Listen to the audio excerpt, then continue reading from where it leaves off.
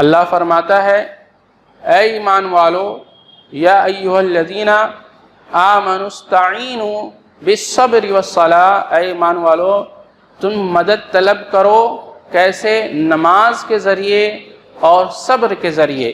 ان اللہ مع الصابرین، کہ یقیناً اللہ صبر کرنے والوں کے ساتھ ہے۔ ولا تقولوا لمن يقتل في سبيل الله اموات، اور جو لوگ اللہ کی راہ میں شہید کر دیے گئے ہوں، جو لوگ اللہ کی راہ میں قتل کر دیے گئے ہوں، ان کو مردہ نہ کہو، ان کو مردہ نہ کہو، بلکہ وہ زندہ ہیں جس کا شعور تمہیں نہیں ہے، جس کا شعور تمہیں نہیں ہے۔ ان کی زندگی ہے لیکن اس زندگی کا شعور تمہیں نہیں ہے۔ اللہ تبارک و تعالیٰ نے شہداء کو وہ مرتبہ دیا کہ ان کی زندگی شہید ہونے کے بعد شروع ہوئی۔ ہر انسان کی زندگی موت پہ ختم ہوتی ہے، لیکن شہداء کا ایک امتیازی مقام یہ ہے کہ ان کی زندگی شہادت کے بعد شروع ہوتی ہے۔ یہ اللہ تبارک تعالیٰ نے مقام و مرتبہ دیا ہے۔ تو ہم شہداء کو مردہ نہ کہیں، بلکہ وہ اللہ کے ہاں زندہ ہیں اور اللہ کے ہاں وہ رزق پاتے ہیں، وہ روزی پاتے ہیں۔ ہم نے شہادت حسین رضی اللہ تعالی عنہ کے موضوع پر آج کا اس خطبہ کرنے کا ارادہ کیا ہے انشاءاللہ۔ پچھلے جمعے میں ہم نے حضرت حسن و حسین کی عظمت پر اور حضرت حسین رضی اللہ تعالیٰ عنہ کی شہادت پر بیان کیا تھا، جس کا کچھ حصہ باقی تھا۔ انشاءاللہ وہ جو حصہ باقی تھا آج کے اس خطبے میں پورا کریں گے۔ بات کہاں تک پہنچی تھی؟ بات یہاں تک پہنچی تھی کہ آپ مکہ کی طرف روانہ ہو چکے تھے، مکہ میں قیام پذیر رہے، اور پھر مکہ سے اب کوفے کی طرف آپ کی روانگی تھی۔ مسلم بن عقیل سیدنا حسین رضی اللہ تعالیٰ عنہ کی طرف سے کوفہ جا چکے تھے، تو مسلم بن عقیل نے سیدنا حسین رضی اللہ تعالیٰ عنہ کو حالات کی بہتری کا خط لکھا، تو حضرت حسین رضی اللہ تعالیٰ عنہ کو کوفہ کے لیے روانہ ہو گئے، لیکن ابھی راستے میں ہی تھے کہ پیغام ملا کہ مسلم بن عقیل کو شہید کر دیا گیا ہے، اور ان کے ساتھ اہل کوفہ کی غداری کی یہ خبر پاتے ہی سیدنا حسین رضی اللہ تعالیٰ عنہ نے واپسی کا ارادہ کر لیا۔ لیکن مسلم بن عقیل کے بھائیوں نے کہا کہ ہم اپنے بھائی کا بدلہ لیے بغیر واپس نہیں جا سکتے۔ تاریخ طبری کے اندر موجود ہے، کہتے ہیں کہ ہم ہرگز واپس نہ ہوں گے یہاں تک کہ انتقام لے لیں یا ہمارا بھی وہی انجام ہو جو ہمارے بھائی کا ہوا ہے۔ تاریخ طبری میں جلد نمبر 5 اور صفحہ نمبر 397 میں یہ بات درج ہے کہ ان کے بھائیوں نے کہا کہ یا تو ہم اپنے بھائی کا انتقام لیں گے یا پھر ہمارا بھی وہی حال ہوگا جو ہمارے بھائی کا ہوا ہے۔ اور دوسری طرف کوفیوں نے سیدنا حسین رضی اللہ تعالی عنہ کو لکھا کہ آپ مسلم بن عقیل کی طرح نہیں ہیں، وہ لوگ نہیں جانتے تھے، لیکن آپ اگر کوفہ پہنچ جائیں تو لوگ آپ کی اطاعت کے لیے ٹوٹ پڑیں گے۔ ایک طرف کوفیوں کی طرف سے یہ خط تھا، یہ پیغام تھا، اور دوسری طرف انہوں نے مسلم بن عقیل کو قتل کر دیا تھا۔ تاریخ طبری میں جلد نمبر 5 اور صفحہ نمبر 397 میں یہ بات درج ہے۔ اب یہاں حسین رضی اللہ تعالیٰ عنہ اپنے تمام ارادے منسوخ کر دیتے ہیں۔ ان کا جو موقف مکہ میں تھا اسی کے مطابق وہ مستقبل کے حالات سے بے خبر ہو کر کوفہ کی طرف چلتے رہتے ہیں، روانہ ہو جاتے ہیں۔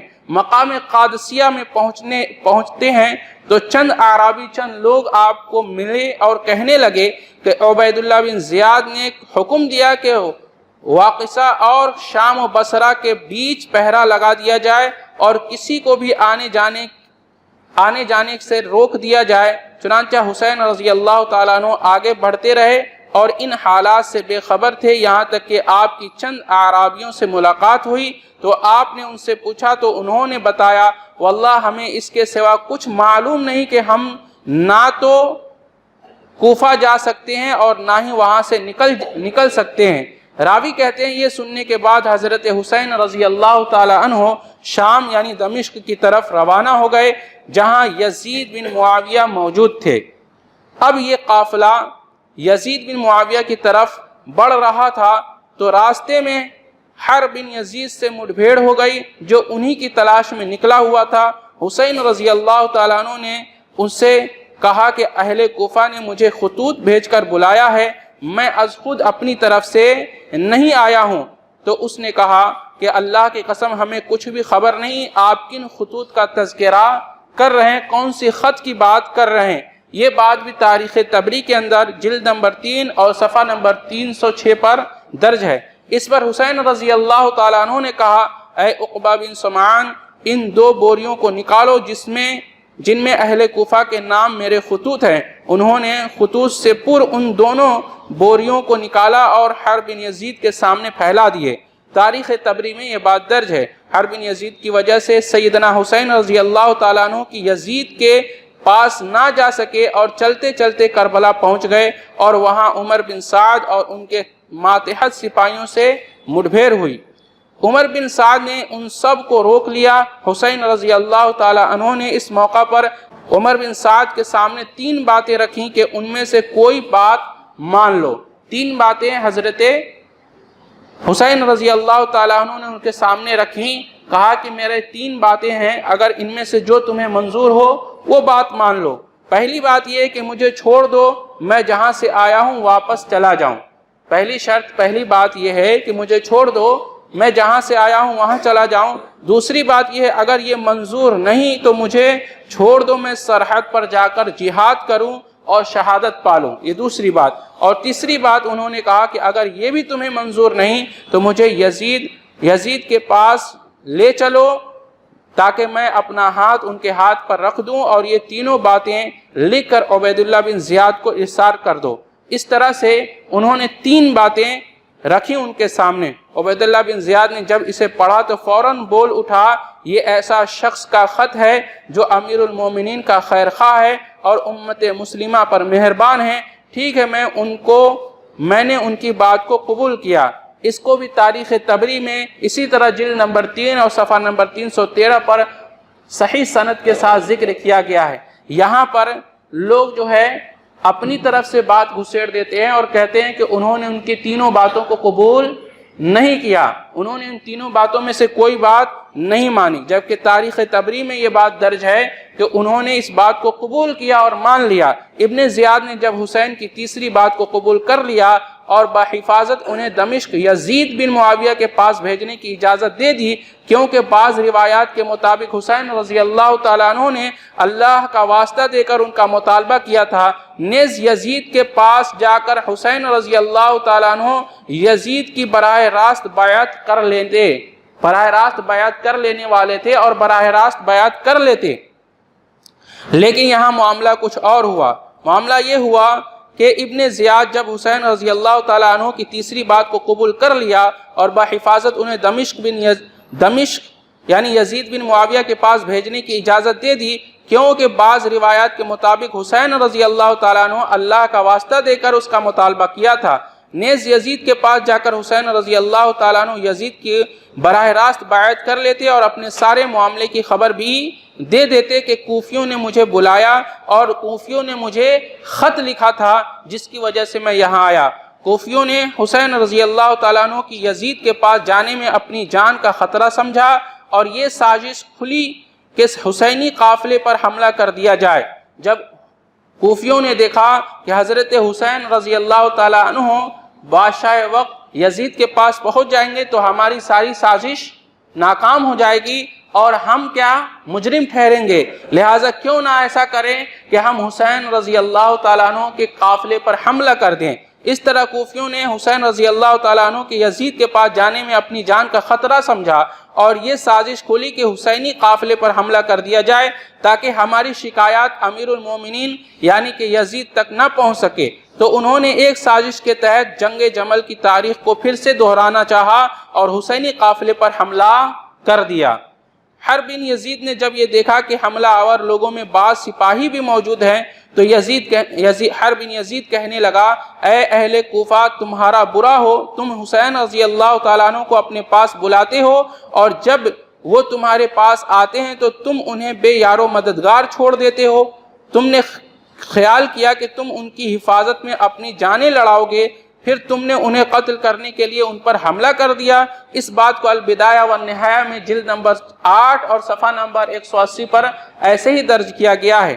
معلوم ہو گیا کہ یہاں پر کوفیوں کا حملہ آور اور کوفیوں نے حملہ کیا کہ ان کی بات کہاں تک بادشاہ وقت پر یعنی یزید تک نہ پہنچے اور وہ مجرم نہ ٹھہرے، لہٰذا حرب بن یزید نے یہ جملے فوجی دستے جو مخاطب کرتے ہوئے کہے، اس سے معلوم ہوا کہ فوجی دستے میں کچھ صوبائی کوفی بھی شامل ہیں، کچھ صوبائی کوفی بھی شامل تھے اور موقع پا کر انہوں نے حسین رضی اللہ تعالیٰ عنہ پر حملہ کر دیا، اور یہ انہی لوگوں میں سے تھے جنہوں نے حسین رضی اللہ تعالیٰ عنہ کو بے شمار خطوط لکھ کر بلایا تھا۔ اس موقع پر سیدنا حسین رضی اللہ تعالیٰ عنہ نے کہا کہ اے اللہ، ہمارے اور ان کے درمیان فیصلہ کر دے، جنہوں نے ہمیں بلایا تاکہ ہمارے ساتھ تعاون اور مدد کریں گے لیکن یہی ہمیں قتل کرنے پر آمادہ ہیں۔ تاریخ طبری کی جلد نمبر 5 صفحہ نمبر 379 پر اسی طرح سے یہ بات درج ہے اور موجود ہے۔ ایک جگہ اور حضرت حسین رضی اللہ تعالیٰ عنہ نے کہا، جب وہ لوگ حملہ آور ہوئے تو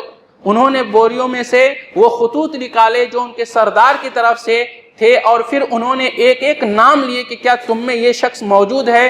وہ شخص حاضر ہوتا اور کہتا میں موجود ہوں۔ کہا کیا یہ تمہارے خطوط نہیں ہیں؟ کیا تم نے ایسا نہیں کہا تھا کہ آپ اگر آئے تو ہم آپ کو اپنا خلیفہ مانیں گے، ہم یزید کو اپنا امیر ماننے پر راضی نہیں ہیں؟ کیا تم نے یہ بات نہیں کہی تھی؟ کہا کہ اس وقت ہم جو ہے نادان تھے، ہم نے اس بات کو پس پشت ڈال دیا، لہٰذا اس وقت جو ہے انہوں نے خود خطوط دے کر بلایا، اور پھر بعد میں یہی وہ لوگ تھے جنہوں نے آپ پر حملہ آور ہوئے، جبکہ حضرت حسین رضی اللہ تعالیٰ عنہ نے ایک ایک خطوط جس کے اندر سرداروں کے دستخط تھے ان کے نام لے لے کر سامنے بلائے اور ان سے اس بات کی تصدیق کی کہ کیا تم نے ایسا نہیں کہا تھا؟ کیا یہ خطوط تمہاری طرف سے نہیں آئے تھے؟ لیکن اس کے باوجود معلوم ہوا کہ جن کوفیوں نے بلایا انہوں نے حضرت حسین رضی اللہ تعالیٰ عنہ کو قتل کیا۔ اس موقع پر حضرت عمر بن سعد سخت پریشان ہوئے اور زار و قطار رونے لگے۔ حضرت عمر بن سعد حسین رضی اللہ تعالیٰ عنہ کے قریب پڑھے، انہیں دیکھ کر حسین رضی اللہ تعالیٰ عنہ کی بیٹی زینب نے کہا، اے عمر بن سعد، کیا حسین رضی اللہ تعالیٰ عنہ قتل کر دیے جائیں گے اور آپ دیکھتے رہیں گے؟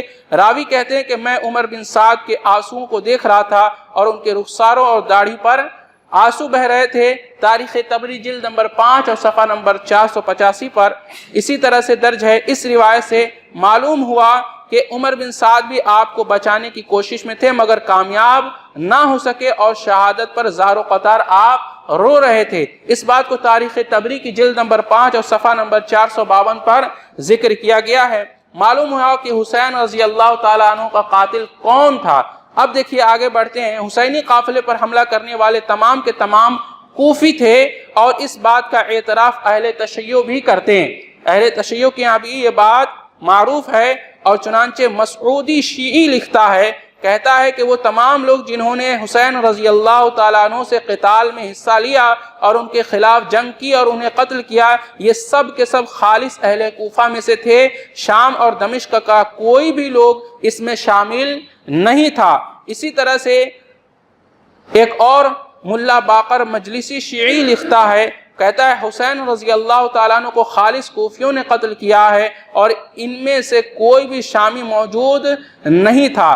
اسی طرح سے ہنگامہ ختم ہونے پر جب عمر بن سعد حسین رضی اللہ تعالیٰ عنہ کے اہل خانہ کو کوفہ لوٹتے وقت کوفہ لے گئے کہ عورتوں نے باہر نکل کر رونا شروع کر دیا۔ جب کوفہ لے کر لوٹے تو وہاں کوفہ کی عورتوں نے جب دیکھا تو دیکھ کر باہر نکل کر رونا شروع کر دیا۔ اس پر زین العابدین یعنی حضرت علی ابن الحسین رضی اللہ تعالیٰ عنہ کہتے ہیں، انہوں نے کہا کہ اگر یہ لوگ ہم پر رو رہے ہیں تو پھر ہمیں قتل کس نے کیا؟ یہ لوگ رو رہے ہیں تو ہمیں قتل کس نے کیا؟ تاریخ طبری کی جلد نمبر 1 اور صفحہ نمبر 235 پر یہ بات درج ہے۔ زین العابدین رحمہ اللہ علیہ نے کہا کہ اگر یہ کوفی کی عورتیں، یہ کوفی ہم پر رو رہے ہیں تو بھلا ہمیں قتل کس نے کیا؟ معلوم کیا ہوا؟ زین العابدین خود ان کو قاتل سمجھ رہے تھے۔ شہر بن حوشب کہتے ہیں جب حسین رضی اللہ تعالیٰ عنہ کی شہادت کی خبر آئی تو میں ام سلمہ کو سنا، انہوں نے عراقیوں کو یعنی کوفیوں پر لعنت کی اور کہا انہوں نے حسین رضی اللہ تعالیٰ عنہ کو شہید کیا، اللہ انہیں تباہ و برباد کرے، انہوں نے حسین رضی اللہ تعالیٰ عنہ کو دھوکہ دیا اور انہیں ذلیل کیا، اللہ کی ان پر لعنت برسے۔ امام اسی طرح فضائل الصحابہ کے اندر جلد نمبر 2 اور صفحہ نمبر 782 میں صحیح سند کے ساتھ اس بات کو ذکر کیا گیا ہے۔ معلوم ہوا کہ حسین رضی اللہ تعالیٰ عنہ کے قتل کرنے والے وہی لوگ تھے جنہوں نے ان کو خطوط دے کر بلایا تھا۔ حضرات محترم اہل تشیع اور خاندان حسین اور ام المومنین ام سلمہ کی حدیث کی روشنی میں یہ بات واضح ہو گیا کہ حسین رضی اللہ تعالیٰ عنہ ان کے اہل خانہ کو قتل کرنے والے اور ان کے اہل کو اور ان کے ساتھیوں کو قتل کرنے والے خالصتاً کوفی تھے۔ ان میں شام دمشق میں رہنے والے یزید سمیت کے کوئی بھی اور کسی بھی طرح سے اس میں شامل نہیں ہوا تھا۔ واقعہ کربلا اور بعض خود ساختہ کہانیاں اس واقع کربلے کے اندر بیان کرنے میں لوگوں نے خود ساختہ اپنی طرف سے گڑھی گڑھائی بات بھی شامل کی ہے۔ ہم نے انتہائی اختصار کے ساتھ جو معلومات ذکر کی ہیں ان کی روشنی میں یہ بات معلوم ہو گیا اور معلوم کیا جا سکتا ہے کہ یہ سب کوفیوں کی سازش تھی۔ اس واقعے کے بعد بہت سارے لوگ اس سے بڑھا چڑھا کر بیان کرتے ہیں اور بہت سارے بے گناہ شخصیات الزام تراشیاں کرنے کے ساتھ ساتھ بہت ساری خود ساختہ کہانیاں بھی گڑھی جاتی ہیں۔ حادثہ سے قبل پہلی کہانی یہ ہے کہ حادثے سے قبل میدان کربلا میں حسین رضی اللہ تعالیٰ عنہ ان کے خاندان کی طرف لمبی چوڑی تقریر منسوب کی جاتی ہے جن کا نہ تو کوئی موقع تھا اور نہ ہی کوئی وقت۔ اسی طرح سے دوسری بات یہ گڑھی جاتی ہے کہ صبح سے لے کر سہ پہر تک بلکہ اس سے بھی لمبی مدت خراسان کی جنگ کا نقشہ کھینچا جاتا ہے اور اس میں حسین رضی اللہ تعالیٰ عنہ ان کے خاندان کی بہادری کی ایسی بے مثال کارنامے بیان کیے جاتے ہیں جن کا حقیقت سے کوئی تعلق نہیں ہے۔ تیسری بات یہ بیان کی جاتی ہے کہ قافلہ حسین رضی اللہ تعالیٰ عنہ پر پانی کی بندش لگا دی گئی اور ان کی بھی کوئی حقیقت احادیث میں یا صحیح تاریخ کی روایتوں میں موجود نہیں ہے۔ یہ ساری کہانیاں واقع کربلا کی ہیں، واقع کربلا کی نہیں ہے بلکہ کربلا کے بعد ان کی طرف لوگوں نے منسوب کر دی اور اپنی طرف سے جھوٹ بیانی کی، کذب بیانی کی۔ کربلا کی روایات اور الزام تراشیاں، کربلا کے سلسلے میں جو احادیث میں روایات ہیں ان کو دیکھتے ہیں اور ان سے جو لوگ ان واقعات میں ان حدیثوں میں کیا کانٹ چھانٹ کر رہے ہیں۔ حادثہ کربلا کو لے کر جس شخصیت پر سب سے زیادہ کیچڑ اچھالا جاتا ہے وہ ہے سیدنا معاویہ رضی اللہ تعالیٰ عنہ کے فرزند جناب یزید بن معاویہ ہیں۔ عام طور پر انہیں نعوذ باللہ فاسق، فاجر، غاصب کہا جاتا ہے، لیکن یہ انتہائی غلط بات ہے۔ آپ تابعی ہیں اور آپ کی فضیلت میں بعض احادیث بھی ملتی ہیں، آپ کے بارے میں ہمارا یہ نظریہ نہیں ہونا چاہیے۔ حادثہ کربلا کا مجرم یزید بن معاویہ کو بتانا یا ان کو بنانا عام طور پر ان کی دو وجوہات ذکر کی جاتی ہے۔ پہلی وجہ یہ بیان کی جاتی ہے کہ آپ نے قتل کرنے کا حکم دیا تھا، یعنی یزید نے خود جو ہے یہ حکم دیا تھا کہ حضرت حسین رضی اللہ تعالیٰ عنہ کو پکڑ کر قتل کرنا۔ ایک الزام تو یہ لگایا جاتا ہے اور دوسرا یہ کہ آپ نے قاتلین حسین کو سزا نہیں دی۔ دوسرا الزام یہ لگایا جاتا ہے کہ اگر آپ نے قتل نہیں کیا یا یزید نے قتل نہیں کروایا، اس نے حکم نہیں دیا، تو پھر حسین رضی اللہ تعالیٰ عنہ کے قاتلین کو سزا کیوں نہیں دی؟ یہ دو وجوہات ہیں جس کی وجہ سے یزید کو برا بھلا کہا جاتا ہے اور اس پر الزام لگائے جاتے ہیں اور اس کو فاجر، فاسق اور غاصب کہا جاتا ہے۔ پہلی بات کا جواب یہ ہے کہ جو لوگ کہتے ہیں کہ یزید کے حکم سے حسین رضی اللہ تعالیٰ عنہ کو شہید کیا گیا تھا تو یہ بات محتاج دلیل ہے، یعنی یہ بات ایسی ہے، یہ الزام ایسا ہے جو دلیل کی محتاج ہے۔ جب تک مستند دلیل آپ کے پاس موجود نہ ہو کسی بھی آدمی پر، خصوصاً امیر المومنین جو وقت کا ہو، اس پر الزام نہیں لگا سکتے۔ لہٰذا یہ باتیں محض جو ہے لوگوں کے خیال ہیں، اس کے پیچھے کوئی مدلل مستند دلیل موجود نہیں ہے۔ دوسرا یہ کہ جب ان سوالات کے جوابات ہمارے پاس نہیں ہیں، سوال یہ اٹھتا ہے کہ اگر یزید نے ہی قتل کا حکم دیا تھا تو خاندان حسین سیدنا حسین رضی اللہ تعالیٰ عنہ کی شہادت کے بعد یزید بن معاویہ کے پاس کیوں گیا تھا؟ اگر کسی نے قتل کیا، مان لیجئے کہ حضرت یزید نے قتل کیا، یزید نے قتل کیا، تو پھر خاندان حسین ان کے پاس کیوں گیا تھا؟ جب ان سوالات کے جوابات ہمارے پاس نہیں تو ہم یہ کہہ سکتے ہیں کہ یزید نے حسین رضی اللہ تعالیٰ عنہ کو قتل نہیں کیا اور نہ ہی قتل کا حکم دیا، کیونکہ حسین رضی اللہ تعالیٰ عنہ کے خاندان، ان کی گواہیاں موجود ہیں کہ وہ یزید کو اچھا نیک سمجھتے تھے۔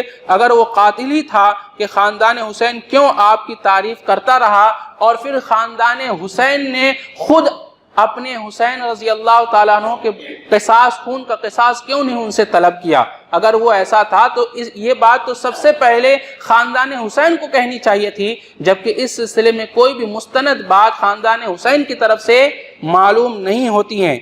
برادران حسین، محمد بن حنفیہ فرماتے ہیں کہ عبداللہ بن مطیع اور ان کے ساتھی محمد بن حنفیہ کے پاس آئے اور یہ خواہش ظاہر کی کہ وہ یزید کی بیعت توڑ دیں، لیکن محمد بن حنفیہ نے ان کی بات سے انکار کر دیا۔ تو عبداللہ بن مطیع نے کہا، یزید شراب پیتا ہے، نماز چھوڑتا ہے، کتاب اللہ کے حکم کی خلاف ورزی کرتا ہے۔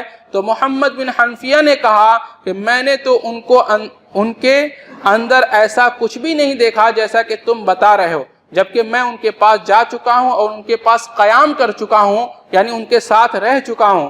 اس دوران میں نے اسے نماز کا پابند دیکھا، خیر کا متلاشی دیکھا، علم دین کا طالب دیکھا، اور سنت کو ہمیشہ سے پکڑنے والا اور سنت پر عمل کرنے والا دیکھا، سنت کا پاس و لحاظ کرنے والا دیکھا۔ اس حدیث کو ایسے ہی البدایہ والنہایہ جلد نمبر 8 اور صفحہ نمبر 233 پر صحیح سند کے ساتھ صحیح روایت ذکر کی گئی ہے۔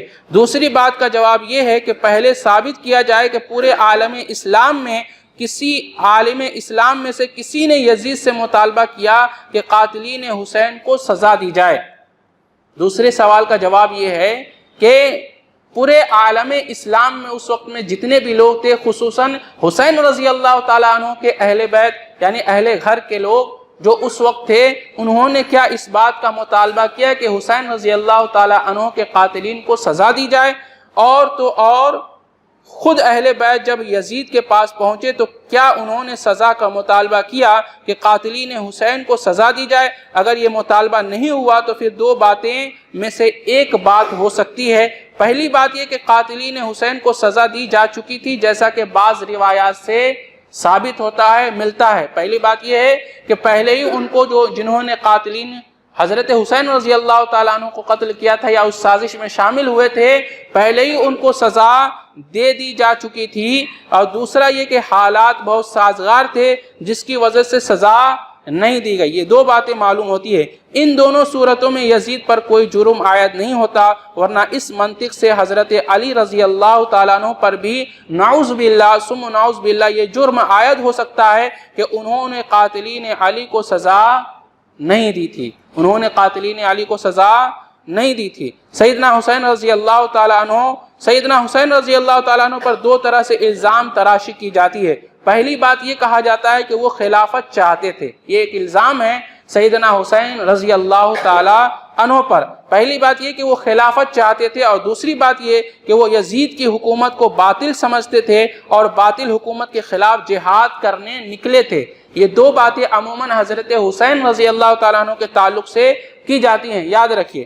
پہلی بات کا جواب یہ ہے کہ سیدنا حسین رضی اللہ تعالیٰ عنہ خلافت نہیں چاہتے تھے۔ سیدنا حسین رضی اللہ تعالیٰ عنہ خود فرماتے ہیں، کہتے ہیں کہ میرا خروج، میرا نکلنا کسی شرپسندی یا تکبر کی بنا پر نہیں ہے، اور نہ میں فساد یا ظلم برپا کرنا چاہتا ہوں، بلکہ میں تو صرف اس لیے نکلا ہوں تاکہ اپنے نانا کی امت میں اصلاح کا کام کروں۔ میرا مقصد صرف اور صرف یہ ہے کہ میں امر بالمعروف کروں اور نہی عن المنکر کروں، میں لوگوں کو اچھی باتوں کا حکم دوں اور برے باتوں سے روکوں اور منع کروں۔ اس روایت سے معلوم ہوا کہ حضرت حسین رضی اللہ تعالیٰ عنہ امر بالمعروف اور نہی عن المنکر کا فریضہ سر انجام دینے نکلے تھے۔ اسی طرح سے دوسرے اعتراض کا جواب یہ ہے کہ سیدنا حسین رضی اللہ تعالیٰ عنہ امیر یزید کے خلاف جہاد کے لیے نکلے تھے، تو یہ بات بھی درج ذیل باتوں کی روشنی میں صحیح نہیں ہے۔ چند باتیں ہیں اس بات پر۔ لوگ کہتے ہیں کہ آپ